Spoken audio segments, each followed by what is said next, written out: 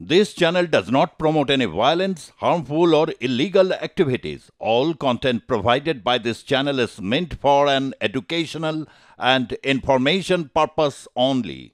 রাত পেরিয়ে সকাল ধর্মতলে অবস্থান চালিয়ে যাচ্ছেন জুনিয়র চিকিৎসকেরা।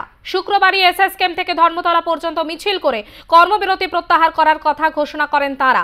তারপর নিজেদের 10 দফা দাবিকে সামনে রেখে জুনিয়র ডাক্তাররা রাজ্য সরকারকে 24 ঘন্টার সময় বেঁধে দেন।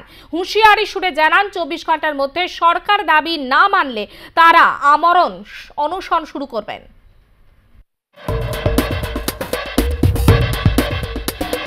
আরজি করের আন্দোলন যেভাবে দানা বেঁধেছিল এবং সেটা কিন্তু তিমিরেই রয়েছে এবং তাদের যে দাবিগুলো একাধিক দাবি রয়েছে এবং এছাড়াও কিন্তু অবিলম্বে রাজ্যের সমস্ত মেডিকেল কলেজ কেন্দ্রীয় সরকারের রেফারেল ব্যবস্থা চালু করতে হবে এবং এই যে 10 দফা দাবি সেই 10 দফা দাবি কিন্তু মেনে নিতে হবে। এবং এই 10 দফা দাবির ছবিটা একবার দেখানোর চেষ্টা করব যে এখানে তারা প্রতিবাদের মঞ্চেই কিন্তু এই অবস্থান মঞ্চ যে রয়েছে এবং সেই অবস্থান মঞ্চেই কিন্তু এই 10 দফা দাবি কিন্তু তারা তুলে ধরেছেন এবং তার পাশাপাশি কিন্তু তারা এটাও দাবি করছেন যে এই নির্যাতিতার যতক্ষণ না বিচার হবে এবং সঠিক বিচারের দাবিতেই কিন্তু তারা এই আন্দোলন চালিয়ে যাবেন।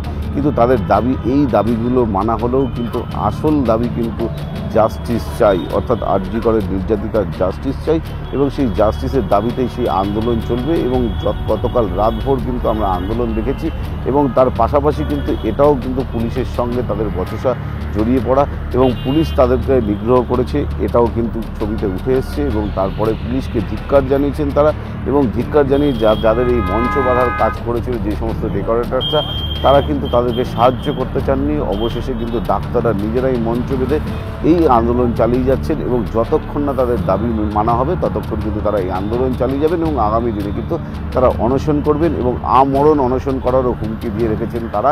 আন্দোলন এমনিই চলবে, মানুষের রক্তে রক্তে মানুষের শিরায় শিরায় আন্দোলন পৌঁছে গেছে, যেটা আপনারা এমনিই দেখতে পাচ্ছেন। এই আন্দোলন এমনিই চলবে। আর যে ন্যায় বিচারের দাবিতে আমরা পথে নেমে আছি, রাস্তায় বসে আছি, সেই ন্যায় বিচার চায় না এরকম কোনো মানুষ নেই। যারা আজকের এই ন্যায় বিচার চাওয়ার বিরুদ্ধে দুচার কথা বলছে তাদের বাড়ির লোকজনও হয়তো তাদেরকে পুশ করছে যে এই ন্যায় বিচারটা চাও, আপনারও দরকার। কিন্তু কোনো একটা নির্দিষ্ট পলিটিক্যাল মোটিভেশন কিংবা কোনো পাওয়ার মোটিভেশন এইসবের জন্য তারাও বলতে পারছে না। ন্যায় বিচার সবাই চাইছে। আমাদের সিদ্ধান্ত প্রিফিক্স, আমরা সিদ্ধান্ত নিয়েছিলাম।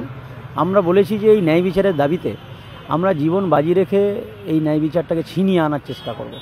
সেক্ষেত্রে আমরা প্রথমে যেমন পূর্ব নির্ধারিত ঘোষণা যে আমরা যদি সরকার আমাদের সদর্থক ভূমিকা না পালন করে তাহলে আমরা আমরণ অনশনে চলে যাব এবং আমাদের জীবনটা আমরা বিলিয়ে দিতে রাজি আছি। কিন্তু এরকম ঘুণ ধরা সমাজ ব্যবস্থা এবং স্বাস্থ্য ব্যবস্থায় আমরা যে কিছু করতে পারবো না, আমরা যে প্রতিবাদ করতে পারবো না, এই ব্যাপারটাতে আমরা রাজি নই। আমরা প্রতিবাদ করব এবং এই ব্যবস্থাটাকে আমরা পরিবর্তন করব।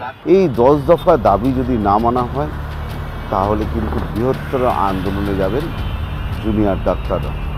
কর্মবিরতি তারা তুলে নিয়েছে, কিন্তু কর্মবিরতি তুলে নেওয়ার পরেও তারা কোনোভাবেই আন্দোলন থেকে কিন্তু পিছপা হবেন না। তাদের যেটা দাবি তার জন্য তারা আমরণ অনশনও পর্যন্ত করতে পারেন।